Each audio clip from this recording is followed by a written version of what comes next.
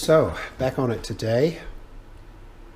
I'm a bit delayed because I'm trying to find these O-rings. They're for these fork caps here. I want to get the right ones.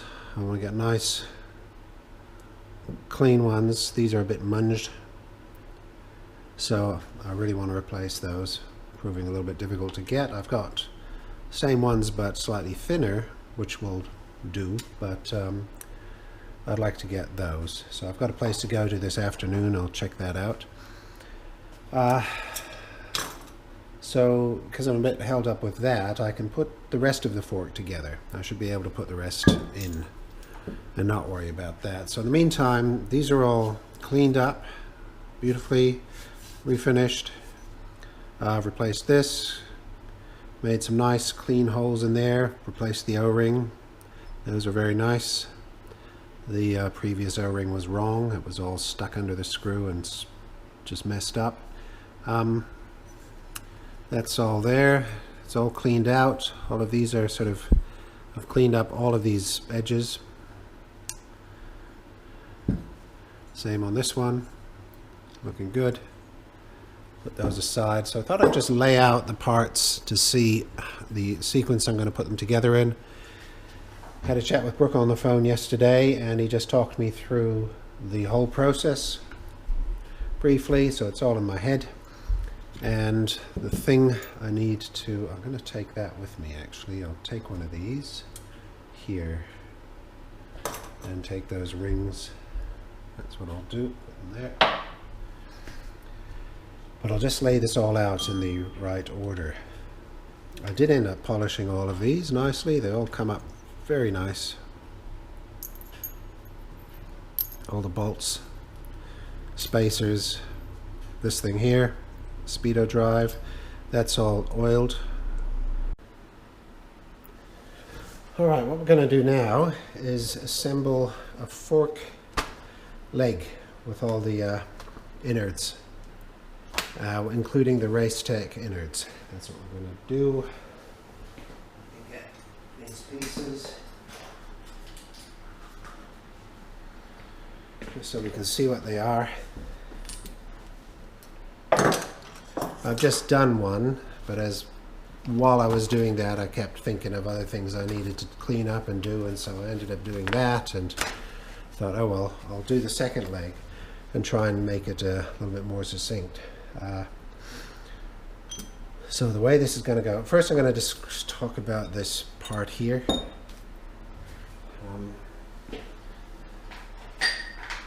We'll look at the original spring too, just for fun. We'll look at this as well. I don't know if I've posted any videos with the previous bits. Because when I make the video, I don't know what I'm going to post, so who knows. So this here, this is from the original fork. It's the brake rod or damper rod, depending what language you want to use. It sits basically like that. At the top of your fork, under the bolt here, this thing, that's why that's all scunged up, is because that sits there like that. This piece here is obviously there to stop the spring from buckling in the fork as it gets compressed, because it's quite a bit narrower than the fork itself, the innards, and so it would buckle up and spiral up and so on, and that's what this will stop happening. And it's a lot thinner, so the new spring is much more substantial, as you can see, much bigger, and is not going to buckle because this function is provided by the fork itself. Now in there we have, this is the bit that comes out of your fork, and this is the bit that has to be modified for the Racetech kit. What you're supposed to do is, there's a ball bearing in there that has to come out. You got to get this piece off, stick it all in a vise in a way that it's not going to damage this, just something that's going to hold it, and just try a pair of vice grips, see if you can pop it off. Otherwise a bit of heat, and then pop it off, and then throw it away. Then you also need to drill some holes. You've got to put a hole. The Race Tech people say put in a hole. There's the original hole. Put another one a centimeter up that way, then another one a centimeter up that way. Brook has spent a lot of time with a bunch of engineers at Barber. They spent a day on the track trying out all these variations, I think for the Halewood bike. And they did a lot of testing for this, and this kit came from that as well. I was very pleased to get it. And he said, so I was asking about what settings to use, and his comments were they spent a lot of time disassembling, reassembling, disassembling, reassembling, trying different ways, different springs, different amounts of fork preload, and different holes, all of that stuff to tune it. And ultimately, and they had a race guy, they had a rider there to test it out each round, every time. And this is what they settled on. One extra hole, and this one, the yellow one, just like that. Ultimately, he said there's no huge variation. If you go a little bit up or down, a few mil up and down in your preload, whatever, there's no great variation in what happens. The main benefit is the fact that it has this feature whereby you get this multi-stage kind of damping. That's the whole benefit, and you get that no matter what. So he provided me with a pre-drilled rod, so I didn't have to stuff up the originals. Interestingly, they're 1 centimeter shorter than mine, but it's still the right part. Now, whether that is from a different year, it's the same fork. It is the same. It is the right part. It's just shorter by 1 centimeter, and so I've decided to use that anyway and keep mine in good condition. Partly because I want to keep these original, but also because all it amounts to is 1 centimeter of sag, and one could, I'll decide what to do with that. You see a lot of guys, they drop their fork yokes down and have the fork sticking out the top by 1 or 2 centimeters or more, and they're trying to shorten the wheelbase or at least get a steeper fork angle, because these bikes, these Ducatis, have that very long trail and great performance, stable performance, but not so great in the corners, and so they hope to improve that by making the fork a little bit steeper. Well, theoretically, that's what that's going to do. It's going to make the bike ride 1 centimeter lower if I got all of the adjustments back to exactly the way they were when I had that one in. I'd have to get that. I'd have to have it exactly the same preload and everything, and then it would sit 1 centimeter lower. Well, I'm going to be adjusting that by way of the plastic rod here. I'm going to be adjusting that by way of the plastic rod, and putting some preload on the spring. And I can set it up and down and set it wherever I want. So I could either take that centimeter away, leave it where it is, add some more, whatever. So it's really fine to go with this. I'm just going to put it together how it's going to be going together, and that's going to be something like this. We have the bolt at the end. We have a new aluminium washer for the bolt. Then the fork, all nicely cleaned out. I've polished this all out. Looks good. And then at the bottom of the fork you get this piece, and in there you get this piece. But in the meantime you also get this piece with that cut out upwards, and in there you get this piece, which is a sort of a washer with a cutout, and it's got a big flange and a small one. The big one goes down. Just logically, if you tried to put the small one down, well, gosh, that wouldn't be a very good edge for it to sit on. It would chew itself up. You can also see this here in this guide. One thing I note about the guide is there's an extra piece that is not here, and they're showing this piece the other way around than it was on my bike. So who knows? Who knows who's been in the forks before and what they did. So in any case, that goes there. On top of that, we have this sort of a three-toothed kind of a washer. And from the wear, I can see that side went down. I'm going to put it back how it was, exactly like that. On top of that, we have the spring, which is slightly conical. Not easy to see. Oh, is it?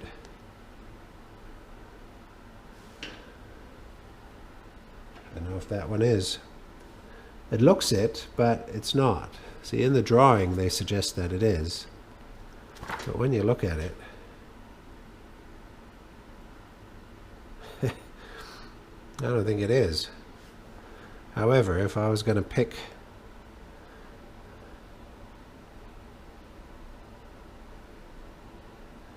God knows, I would say that way. Doesn't really matter. It's just going to be mating up against this surface here. Okay, that, and then that all goes on and mates up with the bottom of that. Now in here, this is the original piston, which we keep as a spacer, and it had this nylon piston ring, but it also has a little clip inside there.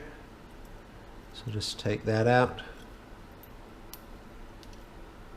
put it aside, and that's facing downwards like that. And on top of this is another washer, sort of a thick washer.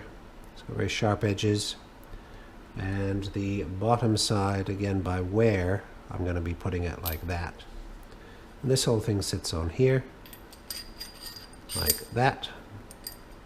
There's a groove for a circlip, and I've got a fresh circlip here, so I'm going to put on. I always like to use the flat face of the circlip in the direction that's going to take the force, rather than the usually slightly rounded face.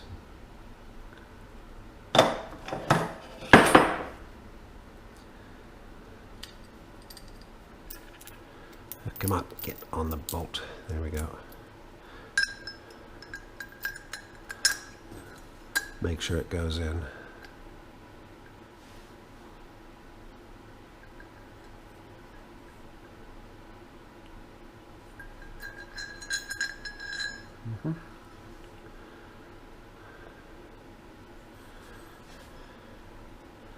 I'll just drop that in on its own.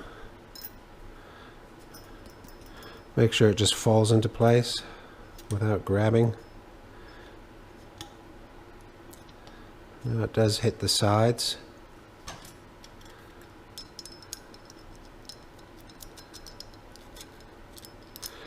Gosh, okay, well that's going to be sort of pressed down there when I tighten it up.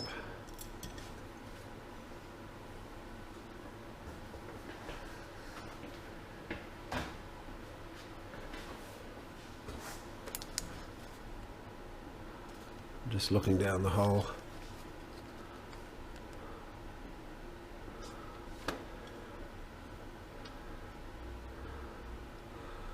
Okay, they're slightly bigger than this washer, and I can see down the bottom there's it's got a stepped. Oh, is it, or is it just? It's not stepped. I think it's just colored like that.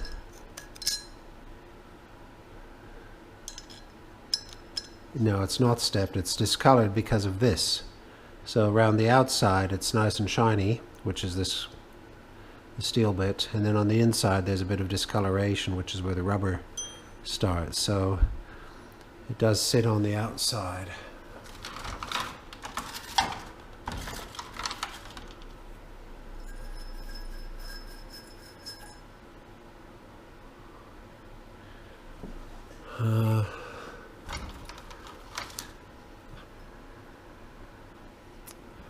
I always have to stop halfway through these things because I always find something that I want to deal with. So I'm going to stop that. What I'm going to do is just clean out that edge that the wash is going to sit on. I'm just going to clean it all up so it's nice and clean and smooth. Okay, so what I'm going to do is use a Dremel with a brush down there.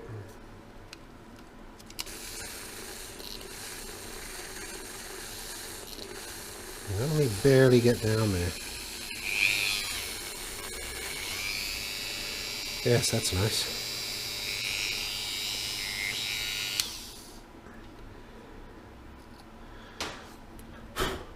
In fact, it's not that great. I'm just a bit close to the edge there. So I might use the extension on the Dremel because the tool doesn't quite get down there.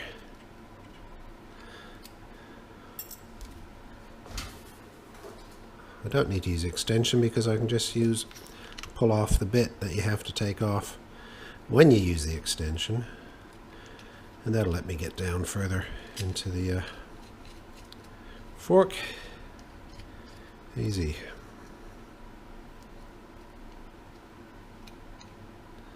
I'll just put that in a tiny bit. There we go. So I'm going to do one.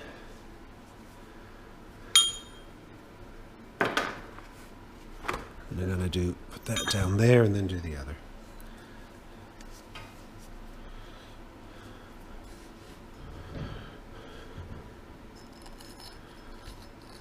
There we go. That's it.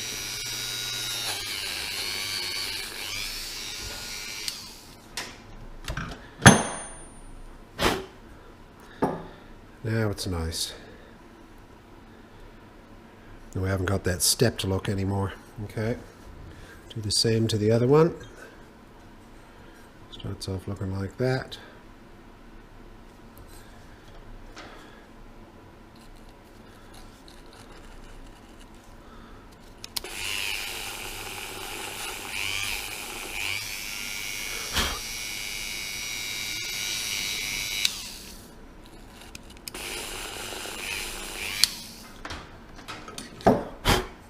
And there we go. Perfect. Now, if I have a brush to quickly do the sides, I will. Let's have a look. Let's see what I got. Maybe the polisher. Got all kinds of things I could use for the sides. By the sides, I mean these bits here, just there. I did these with a piece on my electric hand drill with a brush, but I didn't get deep in there. Quite like to get in there and clean it up. Standard brush, standard brushes. I've got this one here, a little bit small because I'd have to go around and around and around. I've got this piece which is quite nice, but I might use this. This is a cleaning sort of a, you can use it as a base polish for metal, like aluminium and stuff. There's a couple of different grits of these, and they're quite useful. They go into this funny bit that is one of Dremel's proprietary little fittings.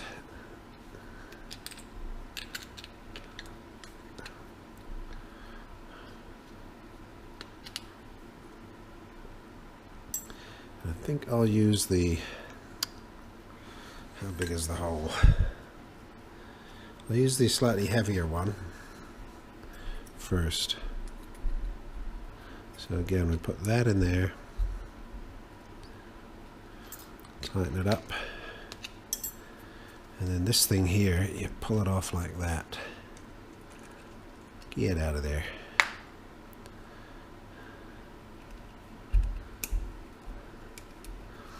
Like that. If you ever get a Dremel, get one with the variable speed. You've got to have that.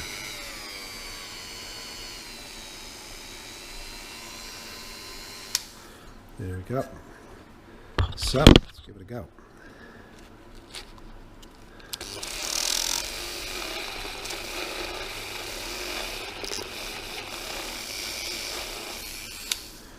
Needs a bit more speed.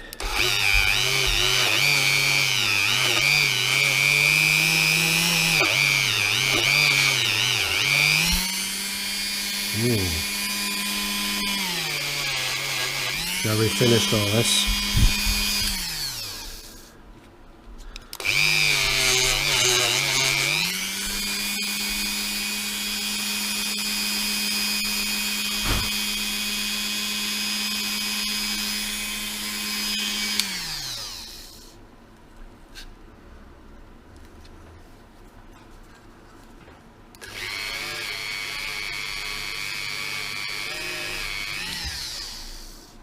Cleans it up real nice.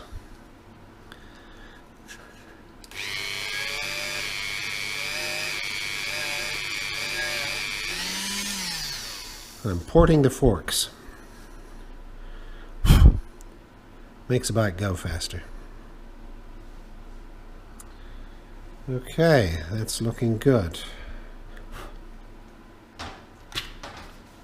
Got some fresh air.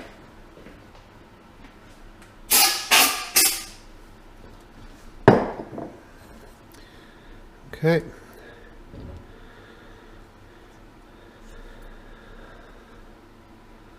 I could go a bit harder down there, but I think it's just the casting of the fork, the machining. I think one would have to actually take aluminium off, which is not what I'm doing. I'm just cleaning the aluminium off.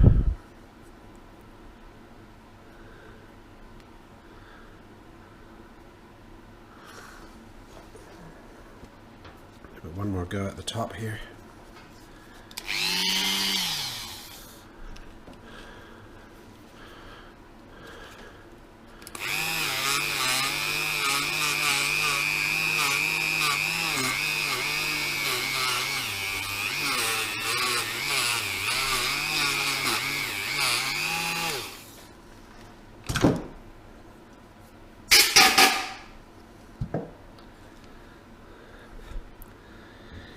Very nice. That's how we'll do it. Yeah. Again, I'm not going nuts on here. I've taken the paint off to where it needs to be, so we get the smooth metal surface. But obviously, over years of being bolted on and off, it's got scars in here and so on. I'm not taking them out. I'm not sanding the whole thing down. Just cleaning it off.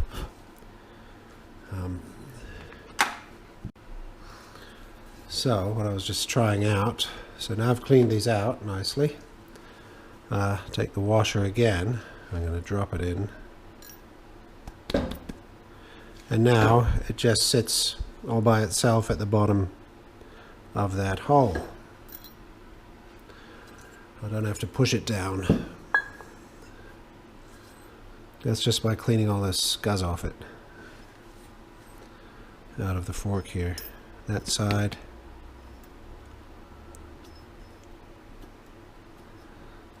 Okay, that one sits snug, very snug, but it's right at the bottom.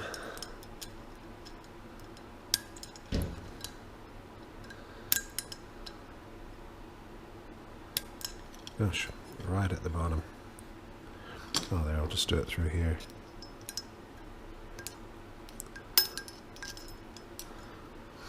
Okay.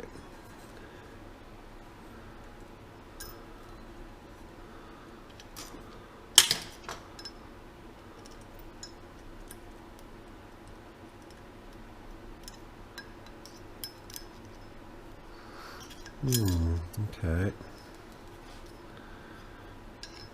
I see. This one's got a bit of a lip in the casting. Oh, they both do. It looks like it's where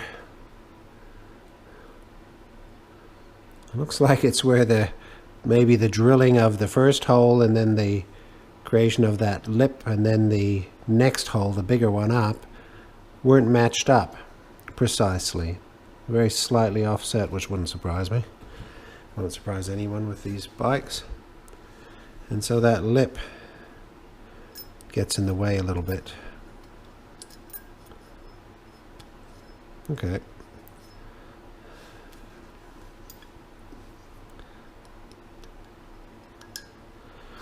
But it's only a slight bit of pressure it needs.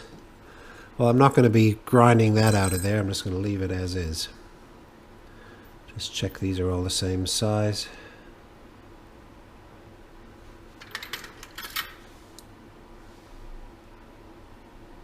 Yep. Okay. This on the end of the fork, the washer on that, then the fork, this piece, then the split ring circlip. It's the inner circlip. It's like 32 or so millimeters. All of this is going to be put together, shoved up the fork. The circlip will be put in from the bottom to hold it all in place, and then it all just sits there resting on the circlip. The fascinating thing about these forks, that's what's interesting. If you're like me and as a kid you always wondered, how does a fork work inside? What, you know, is it just a tube in a tube, or does it have slots to keep everything organized, or how does it work?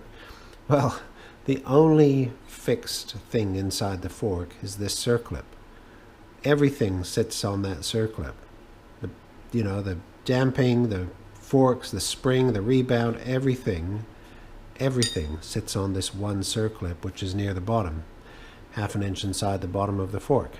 That's the only thing in there. The entire tube is smooth and nothing is attached anywhere. How crazy is that? How crazy is that at 200k an hour? So yeah, everything is on this little circlip. And no, nothing holds it in one way or the other.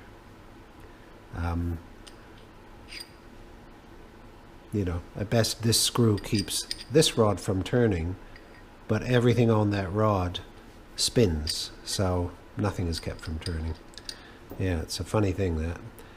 All right. That goes on there. The circlip then goes on. Then we have this spacer, I believe, because on my forks this was the spacer at the top. These two metal ones. These basically adjust the sag.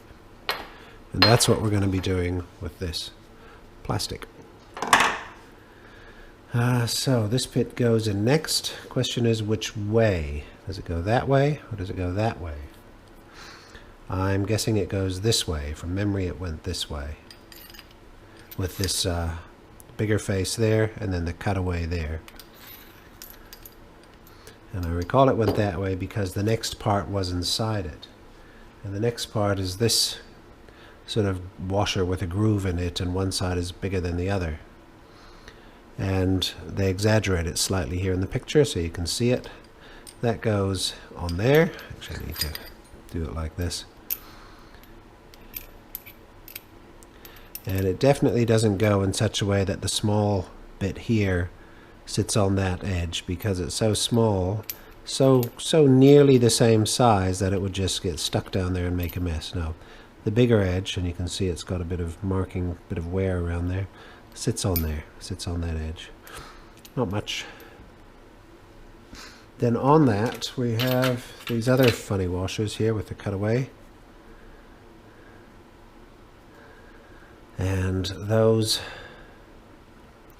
and you can tell from the wear, there's wear on these bits here, and that's from this edge.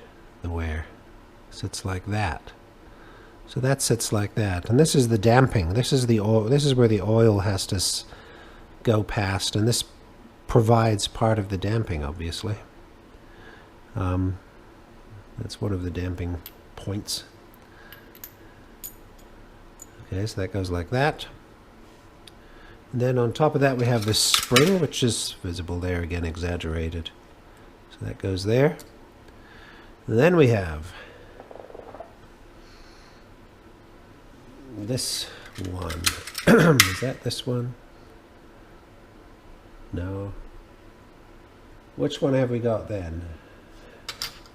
There's the piston with its little clip and its ring.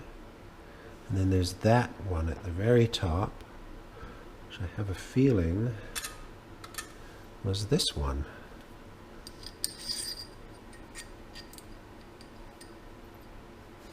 Let me just check that. Yes, because the circlip slot is right there. I'm pretty sure those go on together like that. And if that's the case, then what is that one? 33.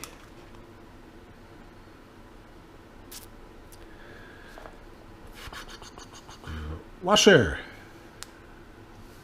Washer. Very good. Washer. What washer? That is the question. What washer?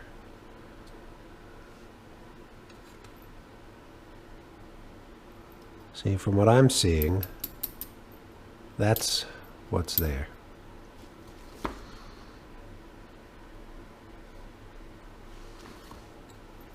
Certainly not like that. Actually it is like that. And that washer's in between. Well, what washer is that? I do not have this washer.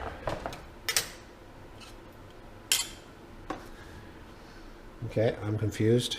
What are we missing? There comes the boring bit.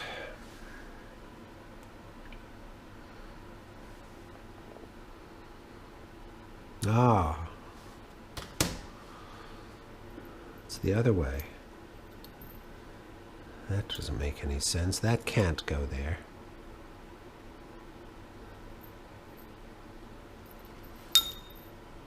The skirt, according to that picture, the skirt is that way. The washer is ahead of the circlip. That washer is behind. That's this one. So this one, this ring, the clip, the piston, the smaller circlip there, and we're missing that. What the hell is that? Let me have a look. Okay. Well, in my pictures, I have it this way. I've got this piece up here, this piece there, and the spring sits against that. That makes sense. That's not how it is here, but that makes sense. The circlip fits, that fits, these bits all fit.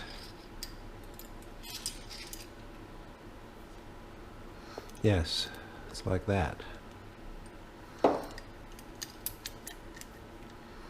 What they're suggesting is that there's another piece, that this thing here is the other way around, and that there's another piece in there because of course you couldn't have this edge.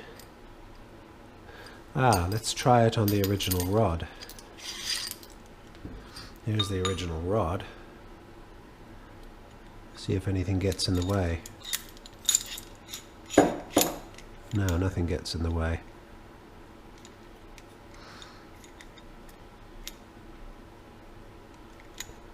I thought if this got in the way of that somewhere it might be a problem, but no. That's all fine.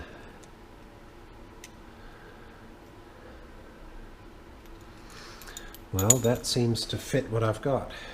I'm just going to double check that with my photos again. I've got photos of when I laid it all out for reassembly. And that's how I've got it, like that. Plus, of course, the new bits here, the emulator parts. What a drama. So, back to it. Once again. Not this bit.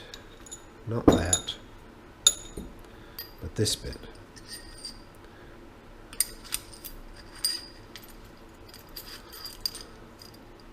bit at the bottom, exactly like that. We don't put that on, but I do need to take this clip off. So the race kit has its own piston with its own ring, and so you don't use the other one. You don't need two, it'll just make it stick too much. And when you take the ring off, it's got that little clip thing behind it, so we're not going to use those. We're going to do that.